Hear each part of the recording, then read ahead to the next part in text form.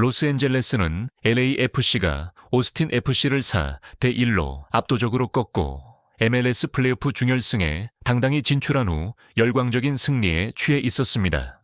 경기의 영웅은 역사적인 멀티골을 넣은 손흥민뿐만 아니라 뛰어난 페널티킥 선방을 해낸 베테랑 골키퍼 위고 요리스이기도 했습니다. 독점 인터뷰에서 한 기자가 도시 전체에 퍼지고 있는 급여 2배 인상 루머에 대해 축하를 건네자 요리스는 기뻐하는 대신 눈물이 고인 채 지극히 감동적인 표정을 지었습니다.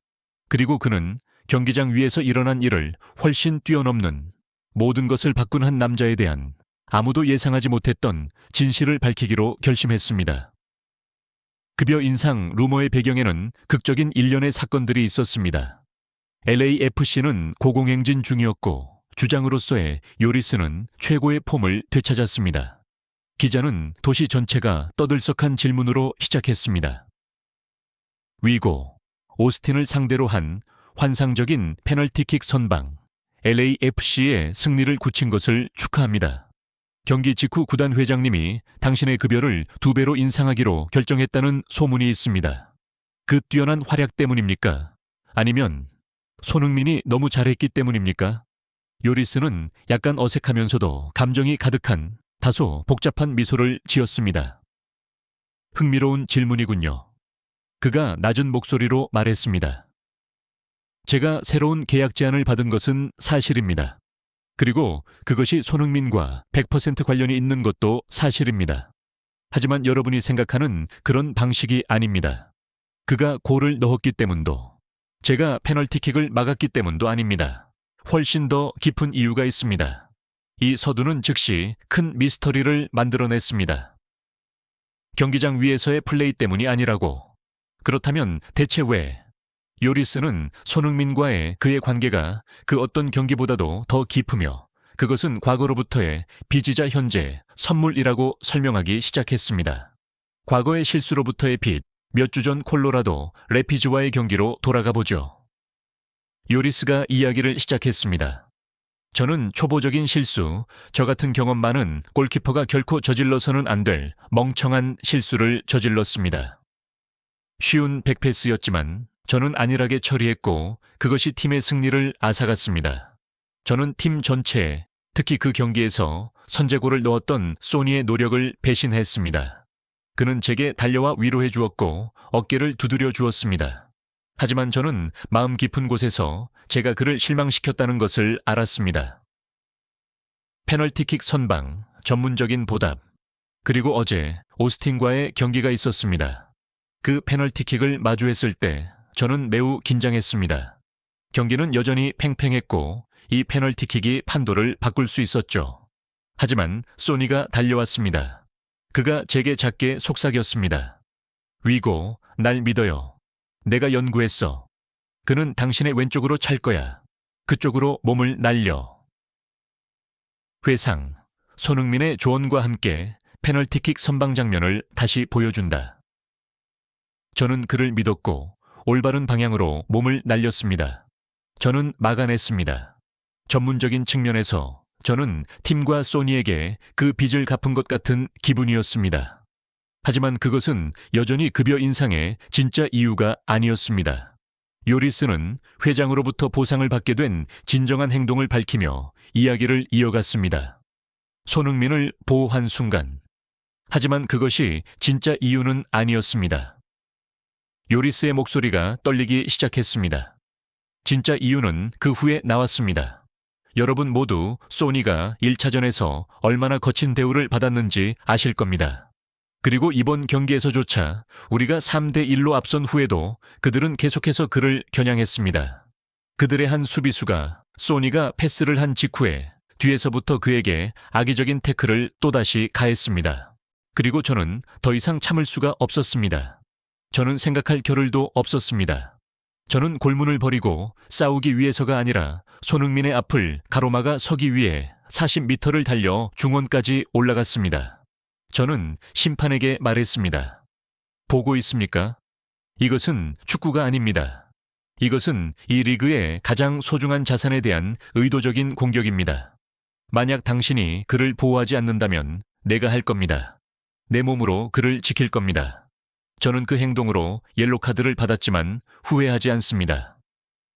회장님의 전화 그날 밤 요리스가 말을 이었습니다.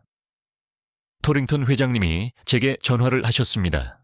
그는 페널티킥 선방에 대해 말씀하지 않으셨습니다. 그는 말했습니다. 위고, 페널티킥 선방은 훌륭했네. 그게 우리를 구했지. 하지만 자네가 동료를 지키기 위해 40m를 달려간 그 순간, 그것이야말로 값을 매길 수 없는 것이었네. 그것이 문화고, 그것이 손흥민이 이 클럽에 가져온 투지와 당열 정신일세. 그리고 자네는 주장으로서 무슨 수를 써서라도 그 문화를 지키겠다는 것을 증명했네. 우리는 단지 선방에만 돈을 지불하는 것이 아닐세. 우리는 그 충성심에, 그 리더십에 진정한 팀을 만들어 나가는 그 가치에 돈을 지불하는 걸세. 요리스의 고백은 미국 전체를 눈물바다로 만들었습니다. 이것은 돈에 대한 이야기가 아니었습니다. 이것은 손흥민의 인격이 어떻게 클럽 전체의 문화를 바꾸고 있는지에 대한 이야기, 즉 충성심과 상호 보호가 이제는 개인의 성과보다 훨씬 더 높이 평가받고 보상받는 곳이 되었다는 이야기였습니다. 요리스는 감정을 주체하지 못했고 그의 뺨 위로 눈물이 흘러내렸습니다. 그러니 여러분도 아시겠죠? 그가 목이 메어 말했습니다. 알고 보니 손흥민이 그 모든 것 뒤에 있었던 겁니다. 제가 급여가 인상된 것은 제가 선방을 잘해서가 아닙니다. 저는 그에게서 배웠기 때문에 급여가 인상된 것입니다. 그는 콜로라도 경기 후에 실수를 극복하고 용서하는 법을 제게 가르쳐 주었습니다.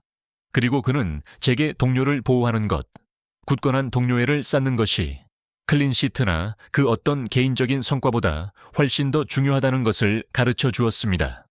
전문가들과 전설들의 반응. 폭스 스포츠의 알렉시 랄라스는 감동했습니다. 이것은 정말 멋진 이야기입니다.